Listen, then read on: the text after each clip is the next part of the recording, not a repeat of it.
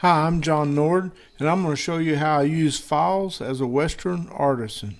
Okay, this is my file pouch, and I've got the files that I use the most within this pouch separated between each other. And I've got my file card to clean my files up. I have a soapstone to put on the teeth to keep them from clogging. And this is just what I put my files in because I carry them between two different shops. So anyway, I know one thing about files: you don't want to throw them in a toolbox with a bunch of other tools. It'll completely ruin the teeth on it.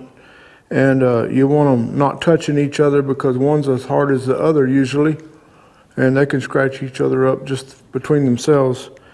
And and keep them, of course, out of the water and out of the dirt. And anyway, this is how I have mine.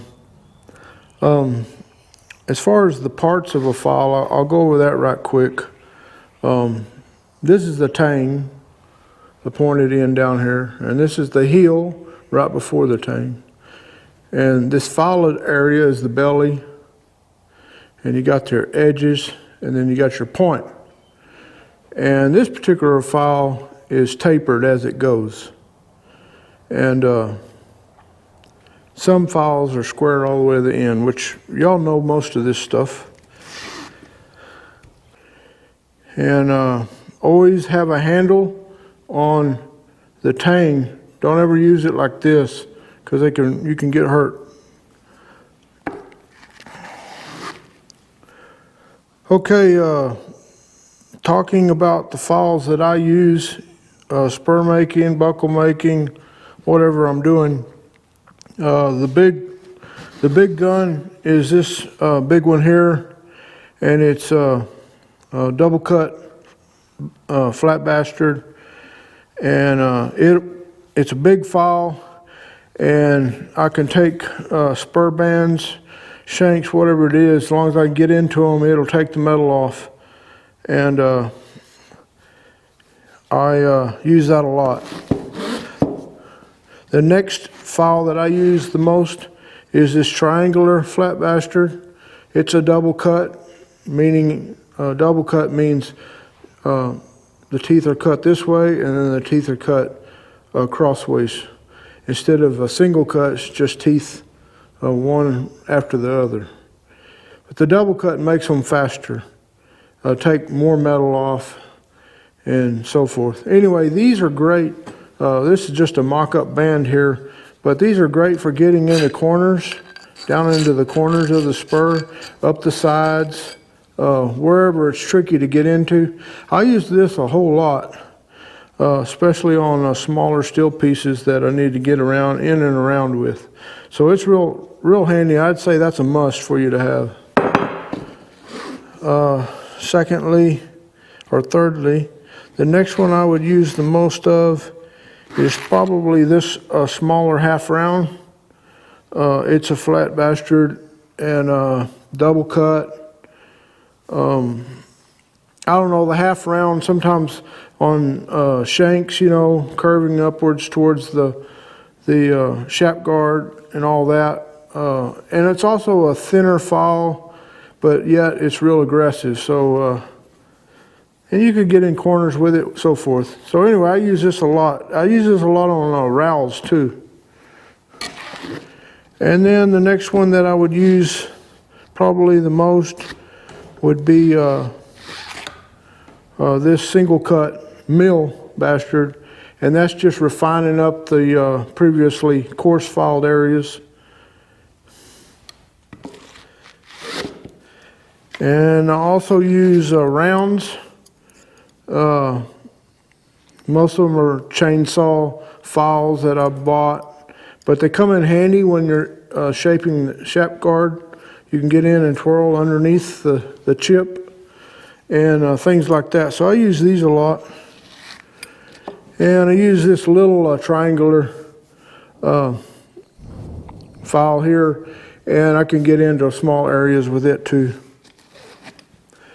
And you also need to have the file card to clean the teeth out on that. And that's what I was going to say about cleaning a file. When you file with them, if they start every once in a while, you know, turn them over and look and see if there's a bunch of stuff clogged in the teeth. Because if it is, you're not doing no good. That's where you use a file card and you go in the line of the teeth. If it's a double cut, it doesn't this way or that way. Anyway, you just go through like that and that will clean it normally if you got a good file card.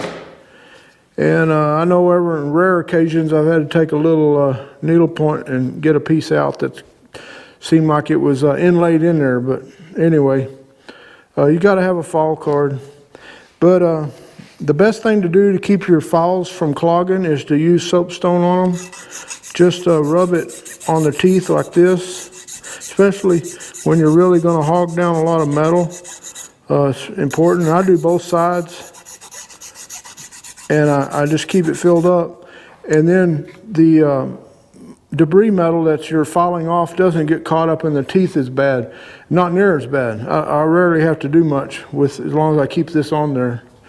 And after it wears down a little bit, you can file card it off, put some more on it, and go again. Okay, the last thing I'm going to show you is how you file. This is that big double cut bastard that I had over there, showing you the different parts with and showing you that this was my workhorse. But anyway, when you have your workpiece in here, and this is just a piece of thick steel, when you have your workpiece in here, you want to stand behind it like this and go like this, one motion that way. And pretty good pressure if you're trying to take off a lot of metal. And go this way. Don't put too much pressure because you can damage the teeth.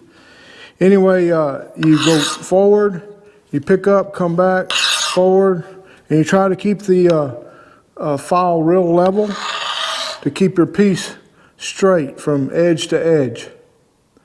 And then, of course, when you're doing the sides and rounding, you can go down like this and round this corner of the band, you know, or this piece of the band. As long as you're going in one motion forward and kind of you wouldn't want to go this way. You want to go about a 45, something like that, across this way, but forward. Hey, I hope you enjoyed this video. Just a little something I wanted to show on how I did the things that I do, and it doesn't necessarily mean it's the right way, but it's my way. So anyway, please like my video and subscribe to my channel if you haven't. I've got about 105 or 6 videos on there, so lots of good stuff to look at. See you later.